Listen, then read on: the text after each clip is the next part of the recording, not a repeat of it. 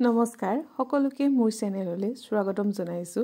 আজি আমি সিটেট পৰীক্ষাত অহা গদ্যাংশ এটাৰ প্ৰশ্নসমূহৰ বিষয়ে আলোচনা কৰিম।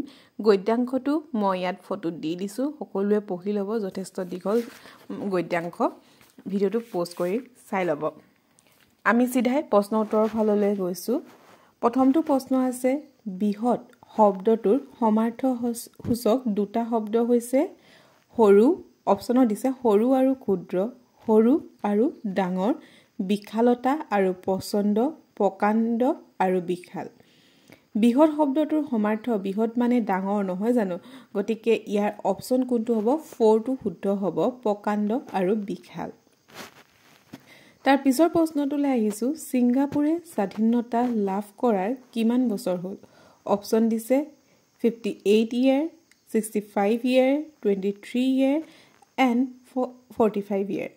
আমি যদি প্ৰেগ্ৰাফটো পঢ়ো তেতিয়াহ'লে গম পাম ছিংগাপুৰে স্বাধীনতা লাভ কৰা কিমান বছৰ হ'ল? 58 years। অপচন 1টো শুদ্ধ হ'ব। ইয়াৰ পিছৰ প্ৰশ্নটোলৈ আহিছো, গদ্যাংশটোত ব্যৱহৃত নদ নদী, নলা নৰ্দমা, জাবৰ জোথৰ, নিয়ম নীতি আদি শব্দবোৰ হৈছে ড্ৰেছৰ উদাহৰণ। অপচনত দিয়া আছে দ্বিৰূক্তি, বাচকতা, অনুকাৰ শব্দ, জতুৱা ঠাঁচ, আলংকাৰিক শব্দ। গদ্যাংশটোত যি নদ নদী, নলা নৰ্দমাবোৰ, জাবৰ জোথৰ, নিয়ম নীতি আদিবোৰ শব্দবোৰ ব্যৱহাৰ হৈছে, সেয়া আমাৰ জতুৱা ঠাঁচৰ উদাহৰণ হয়। গতিকে অপচন কোনটো হ'ব? 3 নম্বৰটো শুদ্ধ হ'ব। তলত ইয়াৰ পাছৰ প্ৰশ্ন আহিছে, তলত দিয়াকেইটাৰ ভিতৰত কোনটো এটা দ্বীপৰ নাম? অপচন দিয়া আছে নিউ ফিনিক্স, ডিজনীলেণ্ড, চেণ্টাছা, মেৰিনা বে। ইয়াৰ শুদ্ধ উত্তৰ হ'ব 3টো চেণ্টাছা। ৰিভেঞ্জ অফ দ্য মামি কি?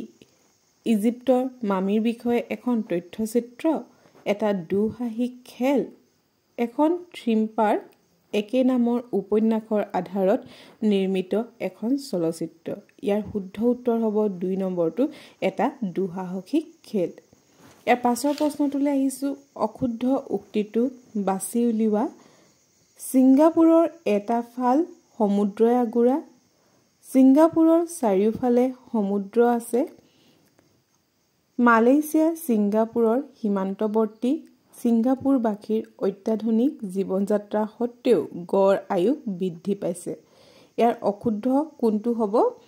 ছিংগাপুৰৰ এটা ফাল সমুদ্ৰই আগুৰাটোতো অশুদ্ধ হ'ব, আৰু আমাক অশুদ্ধটোৱে যিহেতু বিচাৰিছে, আমাৰ 1 নম্বৰ অপচনটোৱে শুদ্ধ হ'ব।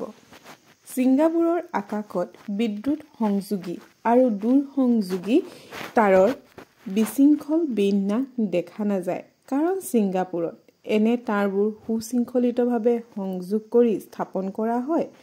বিদ্যুৎ সংযোগী অথবা দূৰ সংযোগী কোনো ধৰণৰ তাঁৰৰ ব্যৱহাৰ নাই। এনে সকলো ধৰণৰ তাঁৰ আকাশত নহয়, মাটিৰ তলতহে আছে। এই তাঁৰবোৰৰ পৰিৱৰ্তে সকলোতে ছেটেলাইটৰ দ্বাৰা সংযোগ স্থাপন কৰা হয়। ইয়াৰ শুদ্ধ উত্তৰ কি হ'ব? 3 নম্বৰ অপচনটো হ'ব, এনে সকলো ধৰণৰ তাঁৰ আকাশত নহয়, মাটিৰ তলত আছে। ইয়াৰ পিছৰ প্ৰশ্নটোলৈ আহিছো, ছিংগাপুৰ ভ্ৰমণৰ বিষয়ে লিখা গদ্যাংশটোৰ লেখকৰ সেই ভ্ৰমণ কেইদিনীয়া আছিল? সপ্তাহজোৰা, 4 দিনীয়া, 10 দিনীয়া আৰু অপচন আছে 12 দিনীয়া। এইটো আছিল 4 দিনীয়া। আজিলৈ ইমানখিনিয়ে প্ৰশ্ন আছিলে। মই ইয়াত গদ্যাংশটো দিয়া পৰীক্ষাত যিহেতু আহে গদ্যাংশৰ কেনেকুৱা ধৰণৰ গদ্যাংশ আহে, কেনেকুৱা ধৰণৰ প্ৰশ্ন আহে, এই গদ্যাংশটোতে আমাৰ কি থাকে, অসমীয়াৰ কিছুমান ব্যাকৰণো সোমাই থাকে।